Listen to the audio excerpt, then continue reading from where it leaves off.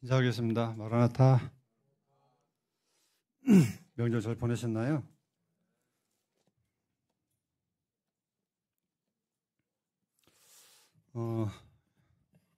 제가 명절 전에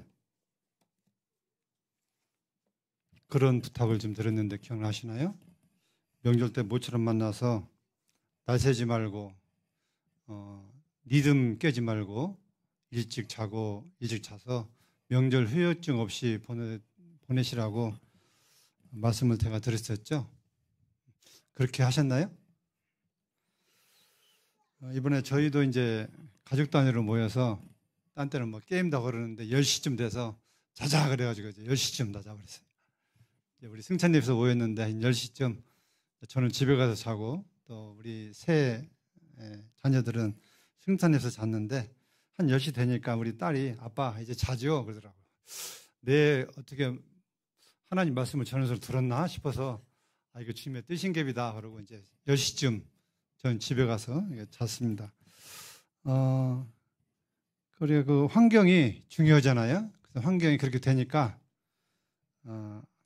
주님이 제가 바라는 것들에 대해서 또 제가 말씀 들은 것에 대해서 이루시는 모습을 보면서 감사가 되었습니다. 어제 제가 뉴스를 보니까 요즘 뉴스를 제가 자주 보거든요. 요즘 시대를 가리켜서 무슨 시대라고 그러죠? 무슨 시대? 마지막 시대. 주님이 오시면 가까운 시대. 우리나라는 지금 기후변화가 많이 느껴요? 조금 느껴요? 많이 느끼고 있나요? 세계적으로 보면 그래도 적습니다. 기후변화가. 어제 보니까 일본 도쿄에는 쥐떼가 나타나서 난리가 났습니다. 보셨나요 혹시? 안 보셨나요? 쥐가 관광객의 발을 물어가지고 병원에 입원한 사건이 나타나고 얼마나 쥐가 많으면 사람들이 쥐를 발로 차고 다니고 뉴스에 찍혔더라고요. 정말 그 심각한데 왜 쥐떼가 나타나느냐 할 때에 일본은 태풍이 많이 일어나고 지진이 많이 일어난대요. 쥐가 서식지에서 견디지 못하고 바깥으로 튀어나와서 그렇다. 이제 연구하신 분들이 그런 얘기를 하더라고요. 그래서 일본으로 여행 가지 마십시오. 특히 도쿄 가면 쥐떼들이 많이 있습니다. 또 뉴스를 제가 들었는데 메뚜기 떼는 제가 성경에서만 봤는데 메뚜기 떼가 좀 저주치고 이런 난리 납니다. 메뚜기 떼가 얼마나 많은지 한번 훑고 지나가면 사람 몇천 명이 먹을 정도의 양식을 싹 없애버린대요. 우리 구약에 보면 12가지 재앙이 나올 때 메뚜기 떼가 나오잖아요. 근데 이 메뚜기 떼가 기어다닐 때에는 하루에 많이 움직여야 한 1.5km? 근데 이 메뚜기가 오래되면 성충이 돼가지고 오래되면 날아다니더라고요, 메뚜기가요.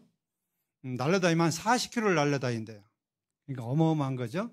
근데 이 메뚜기들이 식물을 잡아서 집어삼키는데 정말 징그러울 정도로 제가 그 모습을 봤습니다. 옛날 그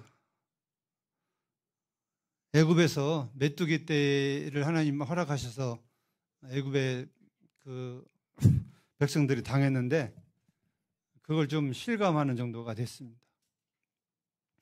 또 어느 지역에서는 포도 농사가 그렇게 잘 돼서 포도로 뭘 만들죠? 와인을 만들죠, 와인. 와인이 그렇게 유명한 저쪽 프랑스 쪽으로 아주 유명한데 날씨가 따뜻해져서 포도가 다 말라 죽고 이제 다 포도나무를 캐내고 다른 나무를 심는 이런 농장주들이 많이 일어나고 있다 한 얘기를 들었습니다. 그뿐입니까? 바다에서는 지금 또 놀라운 변화가 일어나고 있습니다. 어떤 변화죠? 잡히지 않는 생선들이 잡히고 잘 잡히는 생선들이 안 잡히고 있습니다. 그래서 이 기후 변화가 무엇을 의미하는지 지금 우리가 이제 지금 삼시세끼 잘 먹고 계시죠? 지금 마음껏 누리십시오. 또 어느 때에 그 기근이나 이런 것들이 와서 굶을 수도 있습니다. 우리가 하루하루 배불리 먹는 것은 하나님의 큰 은혜입니다. 그래서 이런 은혜가 계속된다는 보장이 있다 없다? 없다는 것입니다. 그래서 하루하루 주신 음식에 대해서 감사하시고 사시길 바랍니다. 제가 이것들을 보면서 무슨 생각을 했냐면 이 땅에는 소망이 없다 하는 걸 결론을 내렸습니다. 이 땅에 뭐가 없다고요? 이 땅에 소망이 없다는 것입니다. 소망이 없는 땅에다가 소망을 두는 것은 참 어리석은 삶이다 하는 것입니다. 오늘 그 부분에 좀 말씀을 함께 나누기를 바랍니다. 시편 39편 1절로 7절까지 말씀을 한 절씩 교독해서 읽도록 하겠습니다.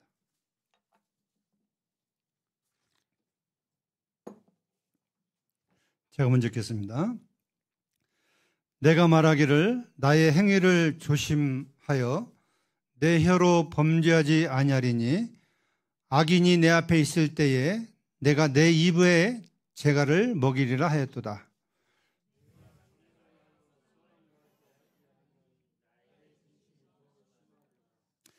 내 마음이 내 속에서 뜨거워져서 내 작은 소리로 읊조릴 때에 불이 붙으니 나의 혀로 말하기를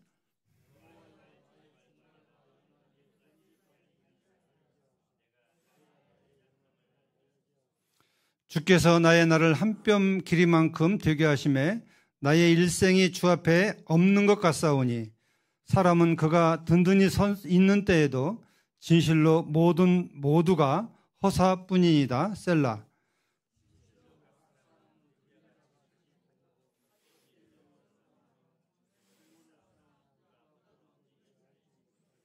실제 같이 읽겠습니다. 시작. 주여 이제 내가 무엇을 바라리요? 나의 소망은 주께 있나이다. 이 시는 누가 썼죠? 다윗이 썼습니다. 다윗이 어느 때 쓰는 시인지 아십니까? 대략적으로 아마도 많은 것들을 겪으면서 그가 모든 것들을 다 누리고 마지막에 이 시를 썼다고 생각합니다. 1절, 2절에 대해서는 그 말하는 것에 대해서 죄를 지을까봐 다윗이 어떤 심정으로 살았는가를 잘 표현해 주고 있습니다. 어떻게 표현해 주고 있냐면 내가 말하기를 나의 행위를 조심하여 내 혀로 내 입으로 범죄하지 아니하리니 악인이 내 앞에 있을 때에 내가 내 입에 재갈을 먹이리라 하였도다. 이건 어떤 뜻이에요? 내 원수가 내 앞에 있대요. 그러면 어떻게 되겠어요? 그 원수를 향해서 내가 가만히 있겠어요? 그냥 튀어나오겠어요? 나를 미워하고 학대하고 나를 힘이 힘들게 하는, 나를 죽이고자 하는 그 원수가 내 앞에 있을 때에 우리는 어떤 말이 나올까요? 가만히 있을까요? 가만히 있기가 힘들겠죠. 따지고 큰소리치고 여러 가지를 하겠죠. 근데 다윗이 왕이 되기까지 하나님께서 허락하신 그 복을 다 누리기까지 수많은 대적이 있었고 다윗을 해오고자 하는 여러 사람들이 많이 있었다고 하는 것입니다.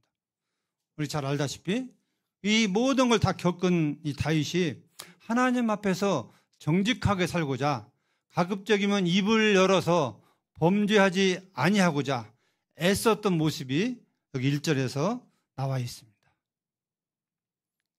스스로 재갈 먹인다는 말이 무슨 뜻인지 아세요? 네? 재갈 먹인다는 것은 말에게 제가 재갈을 먹여서 소나 말이 그 음식을 먹지 못하도록 입을 막아버리는 이걸 가지고 재갈이라고 하는데 이 다윗은 내 입에서 악한 말이 나오지 않도록 스스로 입을 봉해버리는 아무 말도 하지 않는 그냥 부처 같은 이런 자세를 지금 취하고 있는 것입니다. 얼마나 속에서는 막 끓는 것들이 일어나고 막 하고 싶어서 못 견디고 막 그런 것들이 많이 일으켰지만 다윗은 뭐 때문에요? 내가 내 입술로 죄를 짓지 않게 하기 위해서 내 스스로 재갈을 먹였다 하는 것입니다. 우리나라 사람들은요, 참으면 뭐 병이 난다고 막 다 풀어놓으라고 그러는데, 그러면 좋습니까? 내가 다 참으면 막 병이 생기고 내가 막 해로우니까 막 속이 담지 말고 다 풀어놔야 오래 살고 건강하대요. 그래서 다 풀어놓는 것이 진리인 것 같은데, 그렇게 되면 어떤 일이 벌어나겠어요? 어떤 일이? 내 입에서 수많은 악이 나오고 욕이 나오고 판단이 나오고 있는 거 다 내뱉으면 어떻게 되겠습니까? 제가 오늘 아침 말씀 메시지 보내드린 거 있죠? 카톡으로. 사람은 무슨 말을 하든지 무익한 말을 하든지 심판대 앞에 하나님이 신문을 받게 하신다고 하셨습니다. 무서운 말씀, 정말 무서운 말씀이에요. 내가 어떤 말을 하든지 하나님의 심판대 앞에서 서게 된다고, 평가를 받는다는 말씀이 기록이 되어 있습니다. 다윗은 이것을 알기 때문에 스스로 자기 입에 자기 원수가 앞에 있을 때에 재갈을 먹이는, 2절에 보시면 내가 잠잠하여 선한 말도 하지 아니하니 나의 근심이 더하도다. 이제 이 선한 말조차도 이 선한 말이 또 혹시 어떤 것이 일어날까 봐 선한 말조차도 하지 않는, 입을 다물어 버리는. 그러니까 이 속이 어떻겠어요? 그냥 답답해서 미치겠죠. 어떤 하소연할 수도 없어 미치겠죠. 근데 다윗은 이런 모든 하소연을 어디다 했냐면 하나님 앞에 했습니다. 하나님 앞에.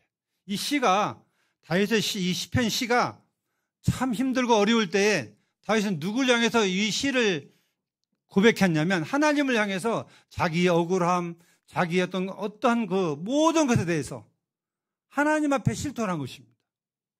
하나님의 고백을 한 거예요.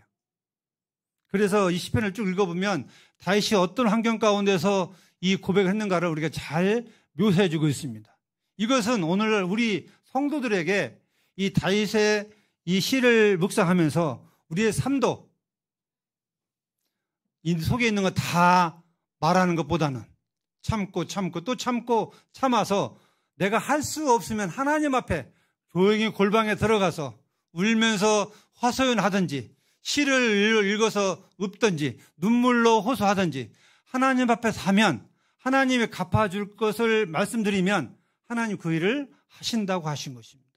이것이 성도들의 아름다운 삶이 아닐까 하는 생각을 가지게 되었습니다.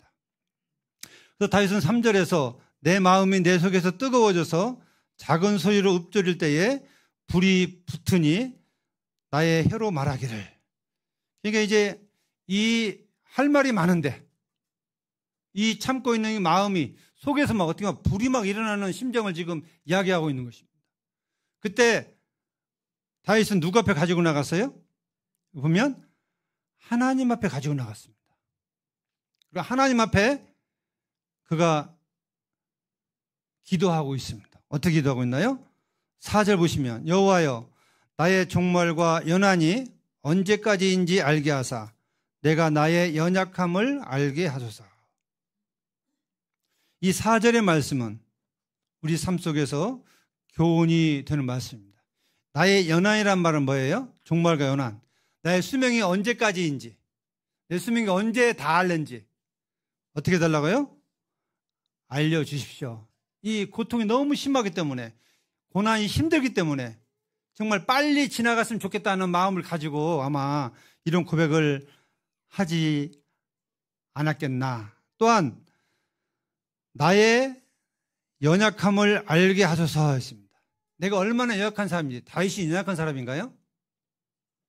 다윗은요 장수였고 용감했고, 다윗은 정말 뭘 취득하고자 하면 취할 수 있는, 물론 하나님께 묻고 했지만 다윗은 자기가 하고자 하는 것에 대해서 별로 실패한 일이 없었던 사람입니다. 평생에.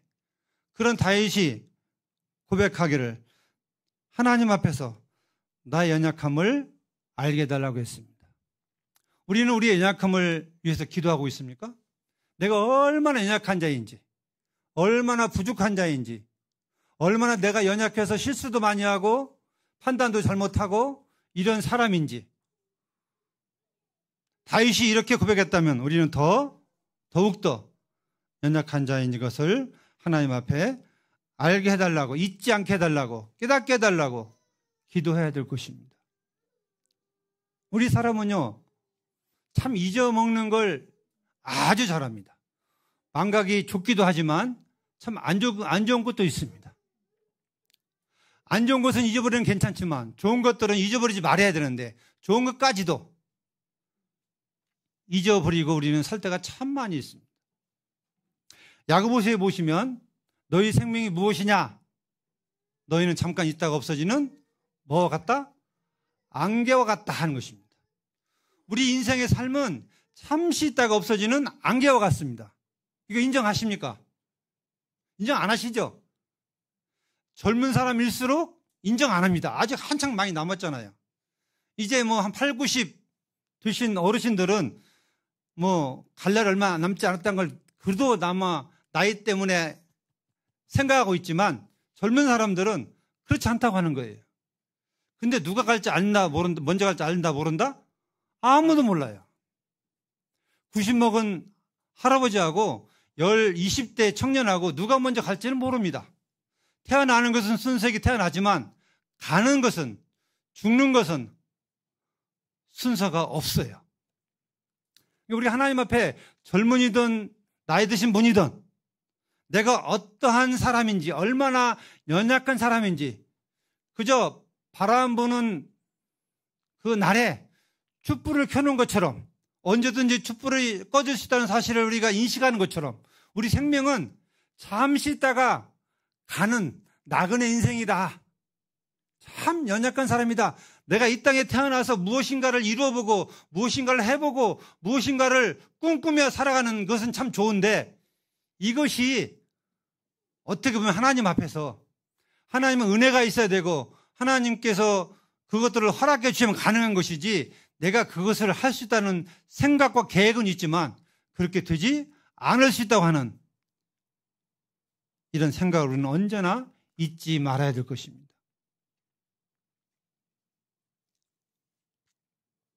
그래서 내가 잠시 있다가 없어지는 안개와 같은 존재라면 우리의 모든 인생은 하나님께 맡기고 하나님이 인도하시는 대로 하나님이 허락하시는 대로 우리는 살아가야 될 것입니다. 이게 이제 나의 연약함을 하나님 앞에서 알고 고백하는 내용입니다. 5절에 보시면 주께서 나의 날을 한 뼘 길이만큼 되게 하시매 나의 일생이 주 앞에 없는 것 같사오니 여기 다윗은 자기 생애를 가르쳐서 한 뼘이다. 한 뼘. 이게 한 뼘이라고 그러죠. 이 한 뼘의 뜻은 이때 당시에 가장 기본적인 단위예요. 아주 기본적인 단위로 적은 단위로 사용한 것입니다. 그래서 다윗은 그 생애를 돌아보면서 다윗은 참 젊을 때 청소년 때 양을 치는 목자부터 그가 왕이 되고 그 또 이스라엘 나라를 다스리기까지 수많은 사람들을 대했고 수많은 전쟁을 치러서 승리했고 어떻게 보면 수많은 사람들을 죽였고 하나님의 뜻에 따라서 그가 살아왔지만 지나온 삶을 돌이켜 보니까 그 순간도 잠시뿐이었다고 하는 것입니다. 이게 한 뼘의 길이만큼밖에 되지 않는 아주 짧은 인생이었다. 잠시 있다가 없어지는 안개와 같은 인생이었다 하는 것들을 그가 이제 다시금 고백을 하면서 나의 일생이 하나님 앞에 없는 것 같다 했어. 없는 것. 그거 얼마나 많은 수십 년의 생활을 참 잘 살아왔습니까? 다윗은 하나님 앞에 하나님 마음에 합한 자라고 했어요. 마음에 든 자라고 했거든요. 잘 살아왔는데 불구하고 다윗은 나의 일생이, 나의 생애가 하나님 앞에서 없는 것 같다. 그만큼 빠른 시간 내에 시간이 지나가 버리고 그렇게 됐다고 하는 것입니다. 창세기에 보시면 제일 오래 산 사람이 누구죠? 무드셀라죠. 무드셀라. 몇 살이죠? 900? 좀 보겠습니다.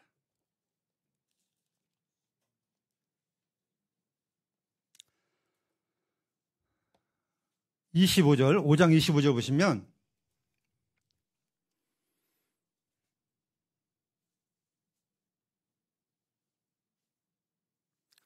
무드셀라는 187세에 라멕을 낳았고 라멕을 낳은 후 780년을 지내며 자녀를 낳았으며 그는 969세를 살고 죽었더라. 몇 세 살았어요? 969세를 살았습니다. 그럼 우리 지금 세상 사람들이 몇 사람을 보고 산 거예요? 적어도? 네? 100세 인생을 볼 때 10살을 먹고 산 것입니다. 90살 먹은 사람들은 11배, 80살 먹은 10몇 배를 산 것입니다.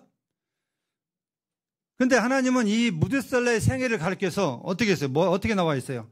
무드셀라는 187세에 라멕이라는 아들을 낳았고 아들을 낳은 후 780년을 지내며 자녀를 낳았으며 그는 960세를 하고 죽었더라. 이 성경의 이 세 구절로 이 수백 년의 삶을 말씀하고 있는 것입니다. 그런데 우리 7, 80년 인생은 어떻게 해야 되겠어요? 한 줄로 쓴다면 어떻게 표현하면 맞을까요? 네? 여기에 비하면 아무것도 아니잖아요. 이제 제가 거기에 좀 비교한다면 나라는 송정희씨라는 사람은 제가 우리 승찬이 몇 살 때 낳았냐면 30살 때 낳았습니다. 30살 때 낳고 그다음에 세 자녀를 낳았고 그다음에 지금 살고 있는데 내가 몇 살 때 죽을지 모르겠지만 예를 들어 70세, 80세 죽는다면 70세 살고 죽었더라. 그럼 끝인 거예요, 그냥. 인생이요. 그만큼 지나고 나면 허무한 것이고 너무나 빨리 지나가고 우리는 어린 아이들은 시간이 안 지나간다고 그러는데 그냥 어느 순간에 순살같이 지나가는 것이 세월입니다.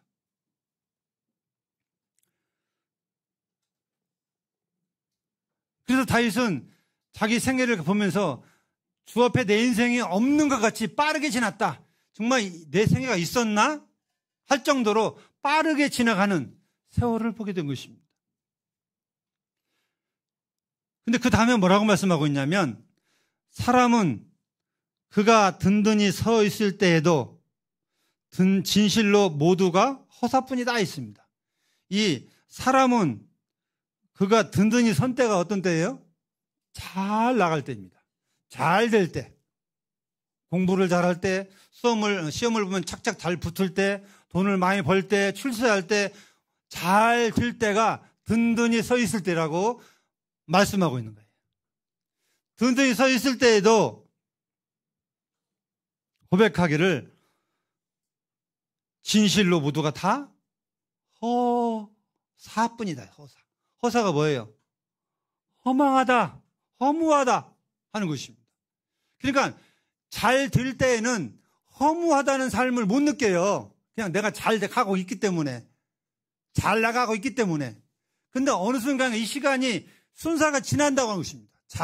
든든히 잘 나갈 때에도 시간이 잘 지나가고 어려울 때도 지나가고 시간은 순사가 지나가게 돼 있는 거예요. 지나고 나면 우리 여기 한창대에 있는 우리 학생 청년들이 있는데 지금은 뭐 아직 몇십 년 남았다고 그러는데 저도 돌이켜보면 제가 결혼하기 전에 주님 오실 줄 알고 장가갈 준비 전혀 안 하고 살은 사람이에요. 아기는 아들, 딸 낳는 건 생각지도 못했습니다. 근데 어느 순간에 시간이 싹 지나가서 제가 지금 손자가 5이 있습니다. 손자가. 이건 정말 제 계획에는 없던 것입니다. 아시겠습니까? 제 총각 시절에는 이것이 없었던 거예요. 그냥 나는 내 총각 때에 주님 오시겠다. 이렇게 마음 먹고 그냥 살아간 것입니다. 근데 지금 어느 순간에 내가 지금 60 몇 살 살았다? 저는 정말 내가 언제 60, 70년이 이제 가까워지나? 내가 내년이면 기초연금, 노령연금을 타나? 저 깜짝깜짝 놀랍니다. 지나고 나면, 이게 지나갈 때는 참 힘들었어요. 저도 이제 한 1년, 2년 이렇게 뚝 더듬으면 참 지나간 세월들은 힘든 시간이 참 많았습니다.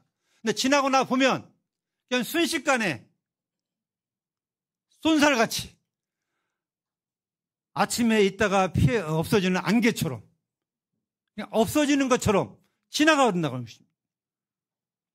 다윗은 이것을 실감한 거예요. 그리고 그가 고백한 것입니다. 6절을 좀 보시기 바랍니다. 진실로 각 사람은 무엇과 같다? 그림자같이 다닌다. 각 사람의 삶은 뭐와 같다요? 실체가 아니고 그림자와 같대요. 그리고 헛된 일로 소란하며 재물을 쌓으나 누가 거둘는지 알지 못한다. 저는 참 여기에 참 소름 나는 말씀으로 제가 받았습니다. 사람은 뭐가 있어야 한다고 행복하다 생각해요? 돈이요, 돈. 뭐니 해도 뭐니예요. 사람은 돈만 있으면 행복하고 즐겁게 살 수 있다는 사실을 다 가지고 있습니다. 돈이 최고예요, 돈이. 그러니까 성경은 돈이 우상으로 말씀하고 있거든요. 우상과 하나님을 겸하여 섬길 수 없다고 했습니다. 여기서 헛된 일로 소란한다고 하는 것은요, 각자 입지에서 정말 누가 취할는지도 알 수 없는 그냥 통장에 쌓이는 재미로, 보는 재미로 돈을 벌기 위해서 몸부림치는 아주 난리를 치는, 여기 소란이라고 그랬는데 정말 돈 버는 일이라면 울분을 가리지 않는, 그래서 재물을 쌓아 놓습니다. 근데 그가 자기 건가요? 내 거예요?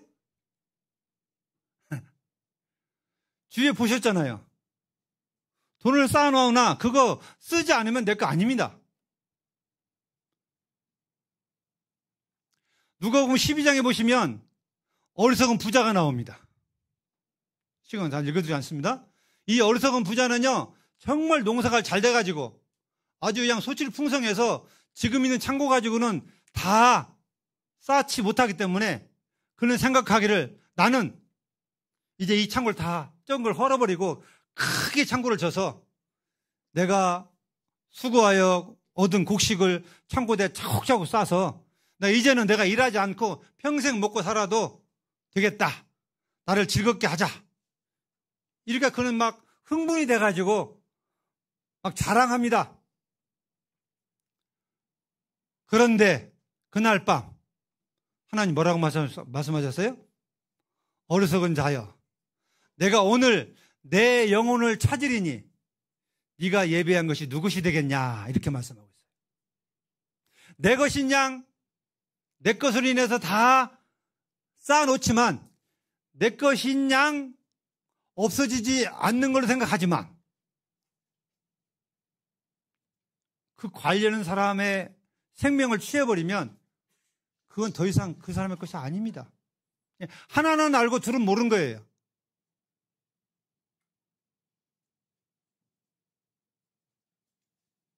그러면서 하신 말씀이 어리석은 자여, 하나님께 부유치 못한 자가 이와 같다고 말씀하고 있습니다. 하나님을 생각하고 이 농사를 잘 지켜 주신 하나님을 생각하고 하나님의 앞에서도 준비하고 하나님을 기쁘게 해드려야 되는데, 하나님이 개입하셔서 농사를 잘 되게 하셨는데 하나님이 잘 되게 하신 건 생각지 않고 자기의 그 행복만을 위해서 준비한 이 어리석은 부자, 하나님이 예수님을 통해서 책망을 하신 것입니다.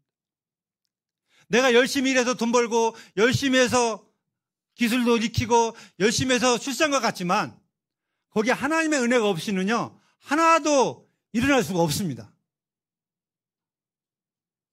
믿는 사람이든 안 믿는 사람은 똑같습니다. 근데 믿는 사람은 더 그러겠죠. 깨달은 사람이니까. 아무리 농부가 농사를 잘 져도 태풍 와서 싹 쓸어버리면 그건 잘 수고한 대가가 아무것도 아닌 것입니다. 지금 보고 있잖아요. 잘 걷어들이는 것은 하나님이 나한테 그러한 복을 주셨기 때문에 1차적으로 하나님의 은혜가 있어야만 내 수고가 열매를 얻을 수 있는 것입니다. 그럼 당연히 1차적으로는 하나님께 먼저 드려야 되겠죠. 하나님을 위해 준비를 해야 되겠죠. 그 다음에 내 것을 챙겨야 되겠죠. 1차, 2차가. 우선순위가 바뀌어서는 안 된다는 것입니다.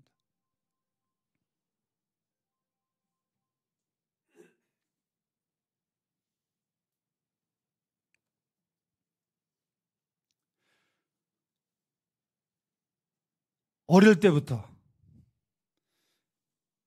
돈만 있으면 행복할 줄 알고 재물을 많이 쌓아두고 또 미래를 위해서 저축하지만, 준비하지만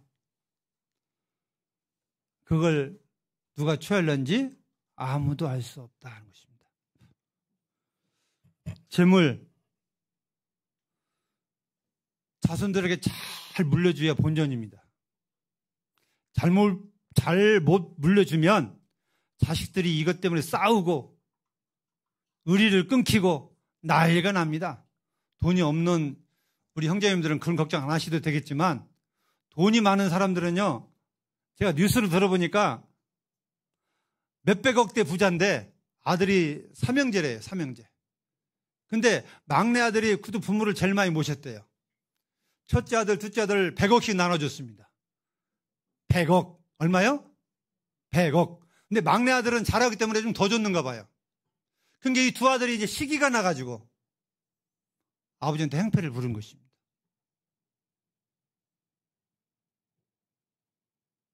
말이 안 된다고 생각하시죠? 나 같으면 안 그럴 것 같죠? 사람이 돈에 재물에 눈이 멀면 보이는 게 없어요. 아버지고 자식이고 형제가 아니고 돈에 돌아버리니까 아무것도 안 보인 것입니다. 아, 나는 100억 주면 나는 안 그럴 것 같아. 그죠? 나는 정말 하나님에서 막 쓰고 싶을 것 같아. 그죠? 100억 딱 갖다 주면 어떤 일 보실까요? 하나님께서 우주를 창조하신 분인데 성도님들에게 뭐 한 10억, 100억씩 왜 주고 싶지 않겠어요? 그죠? 얼마 줄 수 있는 분이잖아요. 믿으십니까? 저는 믿어요. 근데 왜 안 주신다는 거예요? 타락할까봐, 그 돈을 제대로 못 쓸까봐 줄 수가 없다고 하는 거예요. 아, 나는 될 것 같은데, 나를 창조하신 하나님이 내 체질을 아시고 나를 아시기 때문에 이거 주면, 제가 구약성을 읽어보니까 가나안 땅에 들어가면 제일 일에 걱정이 있어요. 가나안 땅이 어떤 땅이죠? 젖과 꿀이 흐르는 땅입니다. 근데 가나안 땅에서 잘 먹고 잘 살면 하나님을 잊어버릴까? 하나님이 경고하셨어요. 오히려 광야 생활할 때 힘들고 막 그럴 때 하나님 많이 찾았거든요. 잘 먹고 잘 살면 하나님 안 찾아요. 안 찾을 수밖에 없습니다. 그래서 다 그런 건 아니지만 성도들의 가정들은 부자가 많다 적다? 부자가 많지 않다. 특별한 사람 아니면 부자 저색 생각하지 마십시오.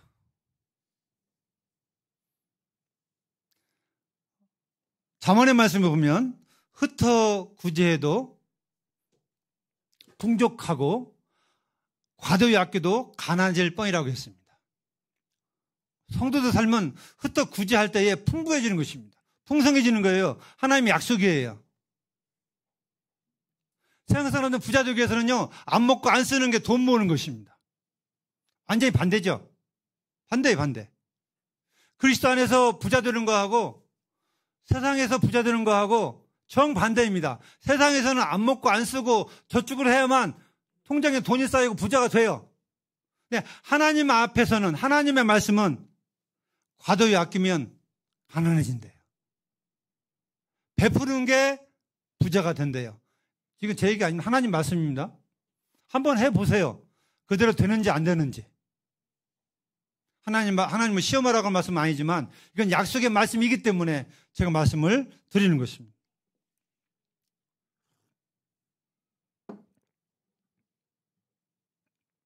다윗은 그 생애 가운데 6절에 과거의 삶을 돌아보면서 많은 사람들이 재물을 쌓고 행복을 위해서 재물을 쌓고 모으지만 이거 정말 헛된 일이다. 왜? 누가 그것을 가져갈지 모르기 때문에 몰라는 거예요. 그러면서 그가 7절에 이렇게 고백합니다. 주여, 이제 내가 무엇을 바라리요? 나의 소망은 주님께 있습니다. 주님, 내가 다 가져봤지만 다 헛된 것입니다. 솔로몬도 다 가져봤지만, 다 해봤지만 해 아래서 수고하는 것은 헛된 것이다. 이렇게 말씀하고 있습니다. 우리 전도서 좀 보겠습니다. 전도서 2장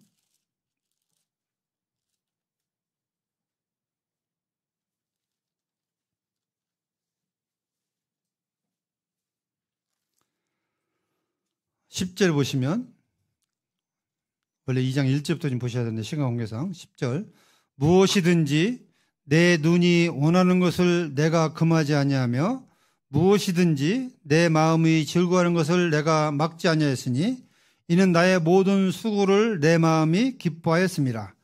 이것이 나의 모든 수고로 말미암아 얻은 몫이로다. 그 후에 내가 생각해 본즉 내 손으로 한 모든 일과 내가 수고한 모든 것이 다 헛되어 바람을 잡는 것이며 해 아래서 무익한 것이로다.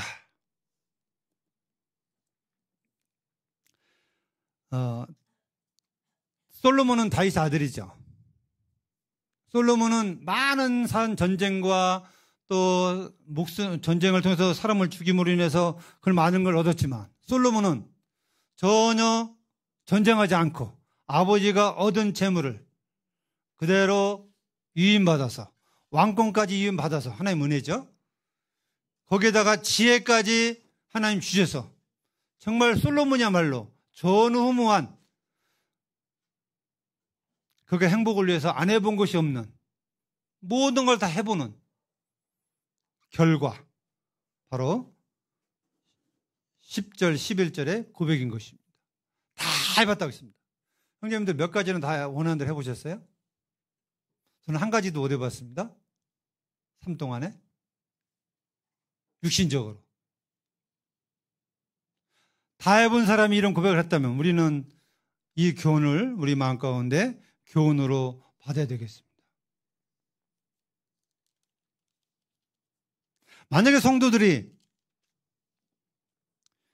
세상 사람들처럼 이 땅에 소망을 두고 산다면 저는 그것처럼 어리석은 바보가 없다고 믿습니다. 하나님은 우리들에게 간절히 바라는 것이 너희는 세상에 소망을 두지 말라. 이 땅에 소망을 두지 말라. 하늘에 소망을 두라. 우리 예수님이 누누이 말씀하셨습니다. 보물을 하늘에 쌓아두라. 위의 것을 생각하고 땅의 것을 생각하지 말라. 수많은 말씀들을 좀 우리에게 해주셨어요. 이건 우리의 소망이 이 땅에 있지 않고 하늘에 있기 때문에 하늘나라를 위해서 준비하고 살라고 하는 것입니다. 마지막으로 디모데전서에 있는 말씀 보겠습니다.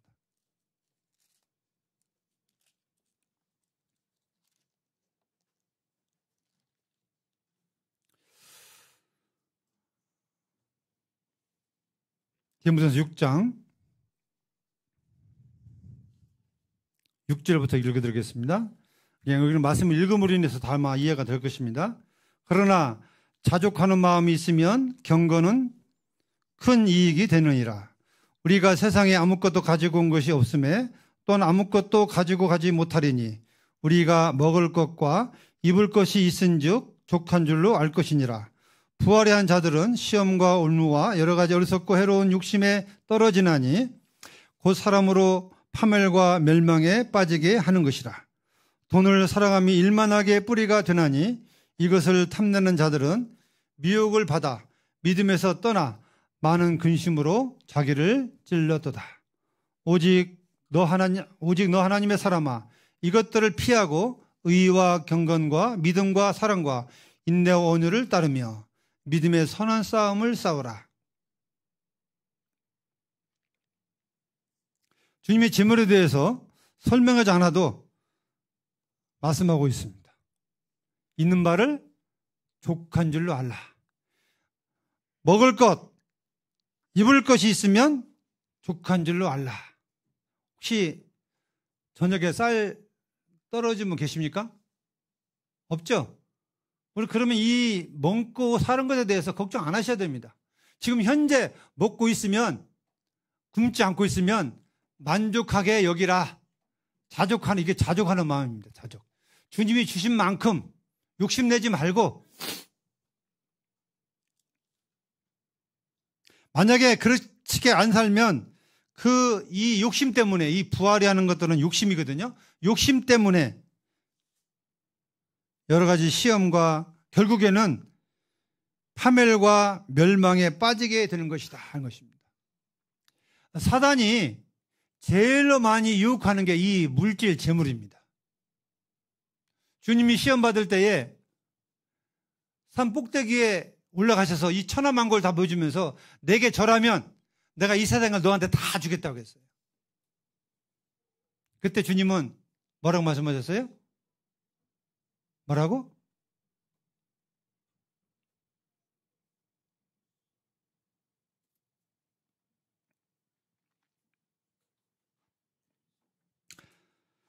성경에 보면 그때 주님은 이렇게 말씀하셨어요.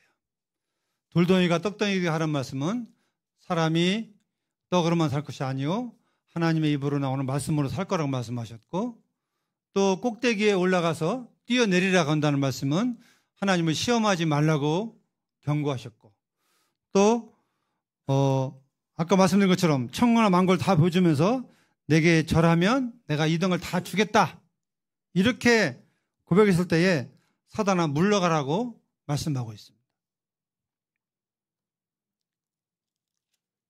대개 보면 성도들이 믿음을 떠나는 것은 여러 가지 이유가 있겠지만 특히 재물, 돈, 쾌락, 이것 때문에 많이 떠나게 되는 것입니다. 17절을 보시면 그걸 이렇게 말씀하고 있습니다. 네가 이 세대의 부한 자들을 명하여 마음을 높이지 말고 정함이 없는 재물에 소망을 두지 말고 오직 우리에게 모든 걸 후히 주사 누리게 하시는 하나님께 두며 선을 행하고 선한 사업을 많이 하고 나눠주기를 좋아하며 너그러운 자가 되게 하라. 19절 같이 한번 읽어보실까요? 시작. 이것이 장래에 자기를 위하여 좋은 터를 쌓아 참된 생명을 취하는 것이니라. 어떻게 하라고 했어요? 재물이 많은 사람들은 쌓아놓으라고요? 베풀으라고요? 베풀으래요. 베풀어야만 미래에 주님 앞에 갈 때에 그것이 자기 것이 된다고 하는 거예요.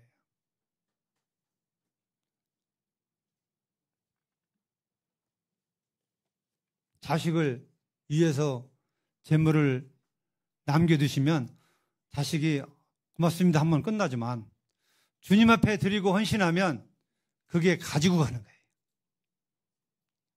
자식한테 재물을 물려주면 그 재물 때문에 일을 안 할 수도 있고 또 그 재물이 많으면 딴 생각을 해서 돈 때문에 자식이 다른 길로 갈 수도 있습니다. 저는 다 물려줘도 재물은 물려줄 게 아니다 하는 교훈을 받게 됩니다.